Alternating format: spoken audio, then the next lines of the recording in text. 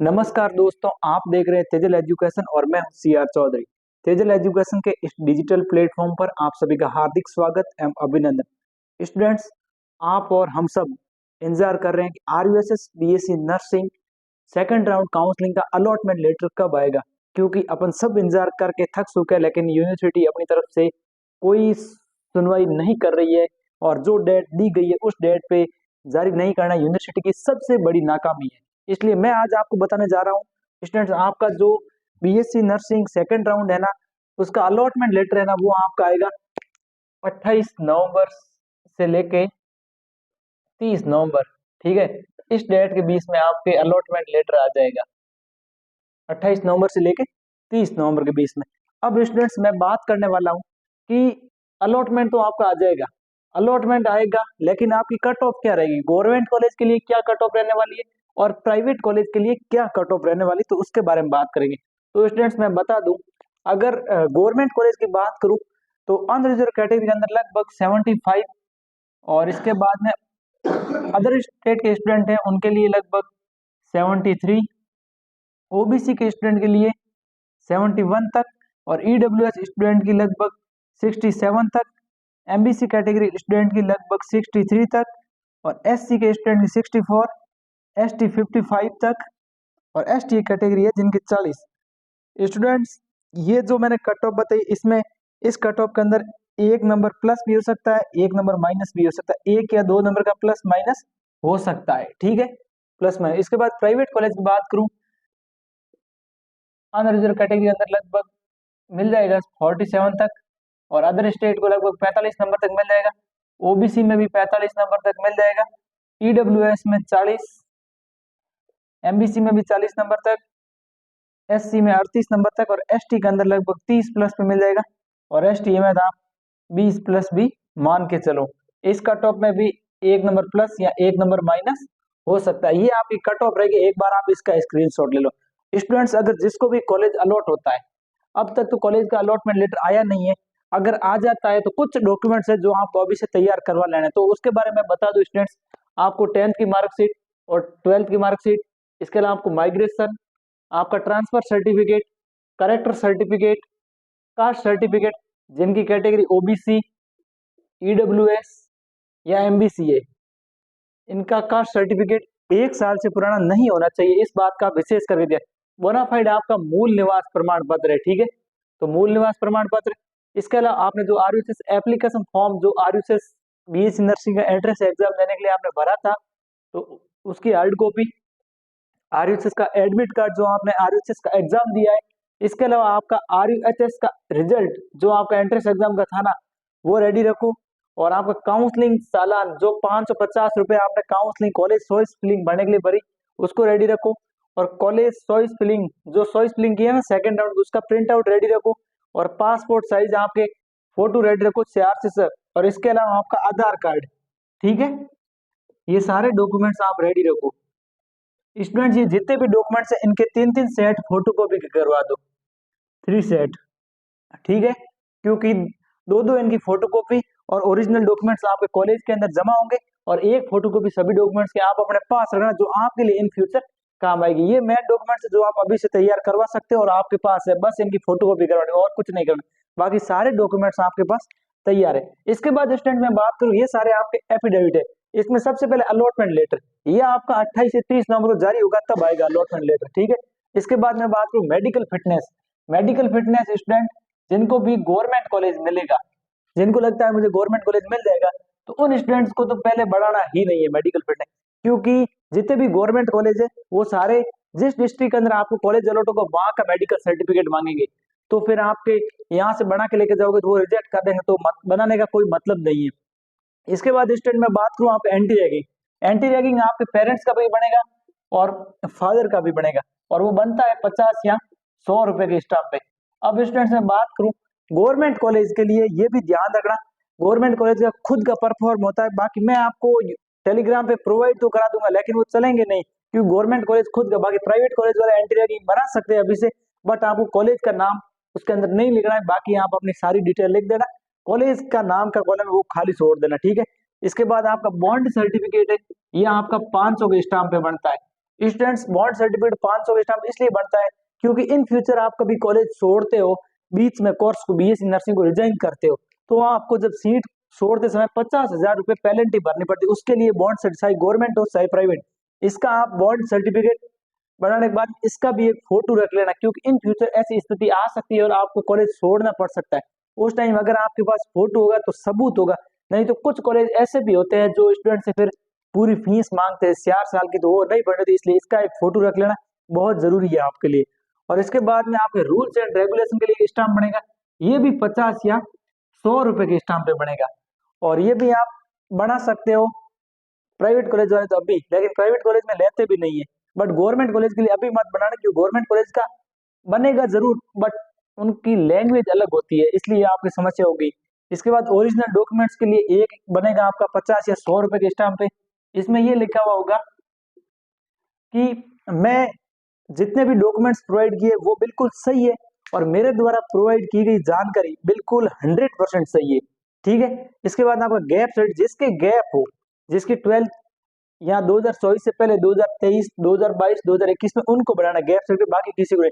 इसके बाद में अंडरटेकिंग परफॉर्मा, स्टूडेंट में बता दूं अंडरटेकिंग परफॉर्मा आप जिस भी कॉलेज में आपको मिलेगा ना, वहां पे एक फॉर्म दिया जाएगा, उस फॉर्म के अंदर आपकी सारी डिटेल फिल होती है, कौन सा कॉलेज मिला है, अलॉटमेंट नंबर क्या है, कॉलेज के नंबर क्या है, 10th के परसेंटेज, 12th के, वो लिखी जाए, तो वो अंडरटेकिंग परफॉर्मा कॉलेज के द्वारा वहां दिया जाएगा, उस पर आपकी फोटो लगेगी और कोई आपके रीमार्क्स है, कोई पहचान का कोई निशान बॉडी पे, तो उसके लिए ये होता है, ठीक है, अंडरटेकिंग परफॉर्मा। तो स्टूडेंट इन सभी डॉक्यूमेंट का आपको 3-3 सेट फोटो कॉपी करवा देनी है और एक एक फोटो कॉपी आप इन फ्यूचर काम आएगी, बाकी आप ये डॉक्यूमेंट रेडी है और ये आपको जैसे ही कॉलेज अलॉट हो तभी बनवाना है, क्योंकि जितने भी कॉलेज है, आपको जो भी कॉलेज अलॉट होगा सभी कॉलेज के हेल्पलाइन नंबर है, उसकी लिस्ट मैं टेलीग्राम ग्रुप के अंदर आपको डाल दूंगा, तो आप डिस्क्रिप्शन दी गई लिंक से टेलीग्राम ग्रुप ज्वाइन कर लेना, तो वहां पे कॉलेज की सभी की डिटेल मिल जाएगी, कौन सा कॉलेज कहाँ पे, उसका क्या एड्रेस है, तो वो मैं दे दूंगा। तो पूछ लेना उनसे कि 50 पे बनाना 100, क्योंकि आप जैसे ही उनको व्हाट्सएप मैसेज करोगे ना तो वो भेज देंगे उनके खुद के जो एफिडेविट है, उनकी क्या लैंग्वेज है, तो और कितने बढ़ाना वो खुद बता देंगे। तो पहले नहीं बढ़ाना है, पहले बढ़ाओगे खर्चा आपका होगा, बस बात की है। मैं तो ये चाहता हूँ आपकी किसी भी प्रकार की कोई गलती नहीं हो, क्योंकि जिस स्टूडेंट ने पहले काउंसलिंग करवाई है तो वो स्टूडेंट अच्छे से बता सकता है कि कैसे, तो हमने हमारे अनुभव बताए जो जिस प्रकार से हमारी काउंसलिंग हुई, तो इसलिए मैं आपको बता रहा हूँ। इसलिए आपको एफिडेविट और मेडिकल फिटनेस वहीं बढ़ाना है, गवर्नमेंट कॉलेज वालों को विशेष करके जिस डिस्ट्रिक्ट के अंदर आपको कॉलेज अलॉट होता है। बाकी प्राइवेट वाले बढ़ा सकते हो, अगर आपको लगता है कि प्राइवेट वाले 50-100 कोई भी ले लेगा, कोई दिक्कत नहीं है, बट गवर्नमेंट वाले तो विशेष करके ध्यान, बाकी ये कट ऑफ है। और इसके अलावा मैं स्टूडेंट्स अब आपको बताना हूँ जिनको कॉलेज अपग्रेड या चेंज करवाना है, तो एक बार देख लो अपग्रेड या चेंज के लिए क्या प्रोसेस है, ठीक है। अपग्रेड या चेंज के लिए मैं बता दूं स्टूडेंट्स, तो अपग्रेड या चेंज के लिए क्या प्रोसेस है, तो एक बार बोर्ड साफ करता हूँ, उसके बाद आपको अपग्रेड या चेंज वालों के लिए बता देता हूँ उनके लिए क्या रूल होंगे, उनके डॉक्यूमेंट्स डीडी का क्या होगा, तो उसके बारे में पूरी प्रोसेस मैं आपको बता देता हूँ, उसके बाद आपके कोई प्रॉब्लम नहीं होने वाली है, ताकि आप पूरा ध्यान से देखें। और जिन भी स्टूडेंट को ये जानकारी अच्छी लगी हो वो वीडियो को जरूर लाइक करें और चैनल को सब्सक्राइब करके ऑल नोटिफिकेशन ऑन कर दें। और बाकी कोई भी अपडेट के लिए आप वीडियो के डिस्क्रिप्शन में टेलीग्राम चैनल की लिंक दी गई, वहां से ज्वाइन हो जाए। और जानकारी अच्छी लगी हो तो अपने दोस्तों के साथ जरूर शेयर करें। अब मैं आपको बता रहा हूँ कि कॉलेज अपग्रेड या चेंज के लिए, देखो जिनको कॉलेज करवाना है, जिनको कॉलेज सेकंड राउंड में चेंज होता है, अपग्रेड होता है या चेंज नहीं भी होता है, जो कॉलेज फर्स्ट राउंड मिला वही रहता है, तो उनको क्या करना है, तो उनके लिए मैं सबके लिए बताऊंगा। देखो स्टूडेंट, इसके लिए मैं आपको बता दूं प्राइवेट कॉलेज के लिए भी गवर्नमेंट कॉलेज के लिए भी। सबसे पहले मैं आपको बता दूं गवर्नमेंट कॉलेज के लिए क्या होगा। देखो गवर्नमेंट कॉलेज वालों के लिए मैं बता दूं, अगर किसी स्टूडेंट को फर्स्ट राउंड के अंदर कॉलेज मिला है कोटा, ठीक है, और उस स्टूडेंट के नंबर है 85, ठीक है, और कैटेगरी है ओबीसी, ठीक है, और फर्स्ट राउंड के अंदर उसने रिपोर्टिंग भी करवाई और उसके सारे डॉक्यूमेंट्स अब कहाँ है, कोटा के अंदर है। फर्स्ट राउंड में रिपोर्टिंग कराई और उसके डॉक्यूमेंट्स भी कोटा में ही है। अब स्टूडेंट ने क्या है कि सेकंड राउंड की जब सेकंड राउंड शुरू हुआ, तो सेकंड राउंड में स्टूडेंट ने क्या किया, दोबारा कोटा कॉलेज उसको मिला हुआ है, बट उसको कोटा नहीं चाहिए, उसको कॉलेज चाहिए एसएमएस जयपुर चाहिए उसको, ठीक है। और इसके अलावा इसने कुछ और भरे, जैसे आरयूएचएस भरा है, और इसके अलावा जोधपुर कॉलेज फिल किया है, ठीक है। ये 3 कॉलेज फिल किए। अब हुआ क्या कि सेकंड राउंड का जब अलॉटमेंट आएगा आपका, जब भी अलॉटमेंट आएगा तब स्टूडेंट को क्या है कि कोटा से कॉलेज मिल गया जोधपुर, ठीक है।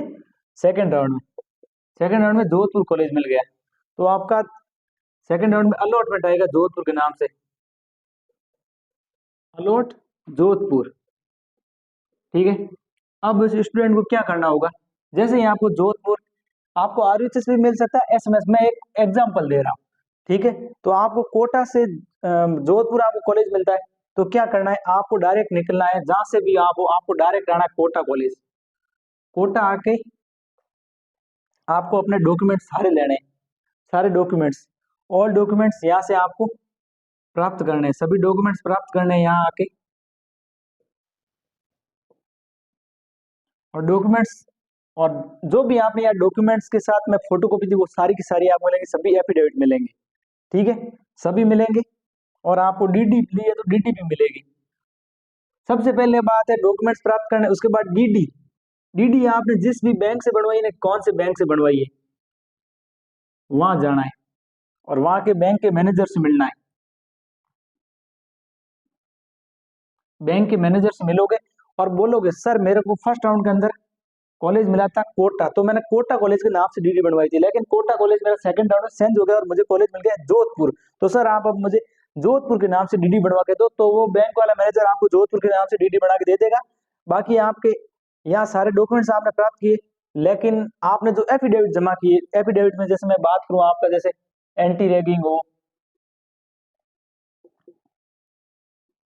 कोई भी हो, जैसे एंटी रैगिंग, और इसके अलावा आपका बॉन्ड सर्टिफिकेट और रूल्स एंड रेगुलेशन, वो सारे एफिडेविट आपने जितने भी बनाए, जैसे जैसे कि गैप हो तो गैप सर्टिफिकेट, तो अगर आपने इन एफिडेविट के अंदर कॉलेज का नाम शो नहीं किया, जैसे कि मेरे को फर्स्ट राउंड में जिकॉन कोटा मिला है, अगर शो नहीं किया है तो आपके वो एफिडेविट जोधपुर के अंदर चल जाएंगे।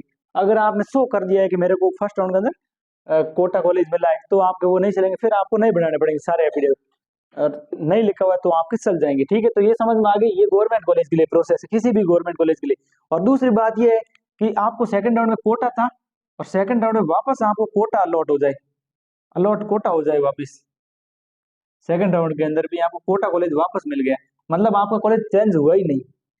पहली स्थिति तो मैंने बता दी। दूसरी स्थिति में ये है कि आपको कोटा कॉलेज मिला और कोटा सेकंड में ही वापस कोटा अलॉट कर दिया, तो कुछ नहीं करना, जो अलॉटमेंट आएगा ना आपका, जो अलॉटमेंट, उस अलॉटमेंट क्या करना है, या काउंसलर से जाना है और काउंसलर के पास जमा करवाना है, बस अलॉटमेंट। इसकी 2 फोटोकॉपी भी लेके चले जाना, और अलॉटमेंट है जो भी आपका सेकंड राउंड है वो जमा करवा देना। कब करवाना, काउंसलिंग चलेगी ना रिपोर्टिंग कॉलेज की, उसी पीरियड में करवाना है। देखो स्टूडेंट, अगर आपको सेकंड राउंड में कोटा कॉलेज अलॉट होता है और आप क्या बोलते हो मेरा तो वैसे कोटा में सारे डॉक्यूमेंट जमा है तो मेरे को कहाँ जमा करो, ऐसी गलती मत करना, ठीक है, विशेष करके ध्यान रखना, क्योंकि आपको अलॉटमेंट जमा करवाना जरूरी है। सेकंड राउंड में कॉलेज चेंज नहीं होता है इनमें से, और डायरेक्ट वापस आपको कोटा मिलता है, अलॉटमेंट जमा करवाना जरूरी है। नहीं करवाओगे तो आपका एडमिशन कैंसिल हो जाएगा, फिर आप सेकंड राउंड से बाहर हो जाओगे, फिर आपको थर्ड राउंड में भी मौका नहीं मिलेगा। इसलिए इन बातों का विशेष करके ध्यान रखना, और ये जानकारी अच्छी लगी हो तो अपने दोस्तों के साथ शेयर कर दो, ऐसी जानकारी आपको कोई नहीं बताने वाला है, ठीक है। बिल्कुल ऑथेंटिक और सही जानकारी मैं आपको दे रहा हूं। तो ये गवर्नमेंट कॉलेज के लिए प्रोसेस थी। अब बात करते हैं प्राइवेट कॉलेज का क्या होगा। देखो प्राइवेट कॉलेज में क्या होगा इसके लिए देख लो। अब स्टूडेंट्स, प्राइवेट कॉलेज के लिए मैं बता दूं आपको, जिनको प्राइवेट कॉलेज चेंज करवाना हो तो उनके लिए एक सिस्टम है। अब देख लो प्राइवेट कॉलेज की बात करते हैं, प्राइवेट कॉलेज, ठीक है। अब प्राइवेट कॉलेज की मैं बात करूं तो देखो, जिसको फर्स्ट राउंड के अंदर कोई स्टूडेंट था उसको फर्स्ट राउंड के अंदर कॉलेज मिल गया, जीत जोधपुर मिल गया। कौन सा मिला, जीत जोधपुर का, और उसके नंबर थे 62 और कैटेगरी अनरिजर्व, ठीक है, वो है अनरिजर्व का। फर्स्ट राउंड के अंदर उसको कौन सा कॉलेज मिला, जीत जोधपुर, लेकिन वो स्टूडेंट कहाँ का है, जयपुर का है, उसको सेकंड राउंड के अंदर कॉलेज चाहिए जयपुर, जयपुर में चाहिए, सेकंड राउंड में कहाँ कॉलेज चाहिए, सेकंड राउंड में जयपुर कॉलेज चाहिए। तो सेकंड राउंड में उसको कौन सा चाहिए? एक तो स्वास्थ्य कल्याण चाहिए, दूसरा उसको उपचार चाहिए, तीसरा उसको सोनी कॉलेज चाहिए। तो उसने ये 3 कॉलेज फिल कर दिए, ठीक है, ये कॉलेज फिल कर दिए। और सेकंड राउंड में उस बंदे को कॉलेज अलॉट हो गया जीत से, स्वास्थ्य कल्याण कॉलेज, ये कॉलेज मिल गया उसको सेकंड राउंड में। तो सेकंड राउंड में आपको अगर स्वास्थ्य कल्याण मिलेगा, ठीक है, स्वास्थ्य कल्याण मिल गया, तो आपके क्या होगा, यहाँ पे जो फीस लगी 95,000, कितनी लगी? 95,000। वो फीस आपकी जीत कॉलेज यहाँ ट्रांसफर कर देगा। अगर आपसे अदर साथ लिया, जैसे कि ड्रेस को लेकर 10 से 15,000, मैं एक उदाहरण मान रहा हूँ, 10 से 15,000 आपसे लिया होगा, तो वो आपके अकाउंट में ट्रांसफर कर देगी, ठीक है। और अगर आपका कॉलेज भी चेंज नहीं होता है, सेकंड राउंड में आपको वापस जीत ही मिलता है, इन 3 कॉलेजों में से आपको कॉलेज मिला ही नहीं, ठीक है, तो आपका वापस इस कॉलेज के नाम से अलॉटमेंट आएगा, जीत के नाम से, जीत के नाम से एक अलॉटमेंट आएगा।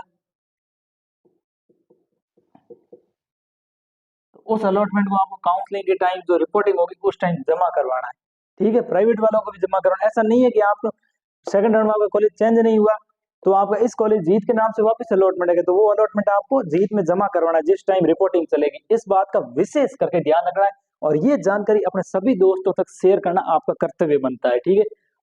इस वीडियो के माध्यम से मैंने आज आपको पूरी जानकारी दे दी कि आपका अलॉटमेंट कब तक आ जाएगा, क्या कट ऑफ रहेगी, कौन से डॉक्यूमेंट इंपोर्टेंट है, और कॉलेज अपग्रेड या चेंज के क्या रूल है, और तो ये सारे रूल है। और इस वीडियो के माध्यम से पूरी की पूरी मैंने जानकारी दी और आपके सारे के सारे डाउट क्लियर हो गए स्टूडेंट्स। अब स्टूडेंट्स आपके कोई भी डाउट हो, आपके कोई भी डाउट हो तो आप मेरे को इस नंबर पे व्हाट्सअप कर सकते हो 8529469884, ठीक है। और इसके अलावा कोई भी जानकारी चाहिए काउंसलिंग से रिलेटेड तो डिस्क्रिप्शन दी गई लिंक है टेलीग्राम की, वहां से हो जाओ टेलीग्राम ग्रुप से ज्वाइन। और दूसरी बात, आप इस चैनल को सब्सक्राइब कर देना और वीडियो को कर दो लाइक, और चैनल के पास सब्सक्राइब के बटन के पास में घंटा है वो घंटा दबा दो और ऑल नोटिफिकेशन ऑन करो ताकि हर आने वाली अपडेट आप तक पहुंचे सबसे पहले। और अब मैं समाप्त करने जा रहा हूं आज का कंटेंट, कल फिर मिलेंगे नए कंटेंट से, तब तक सुरक्षित रहिए और खुश रहिए। जय हिंद, जय भारत, थैंक यू।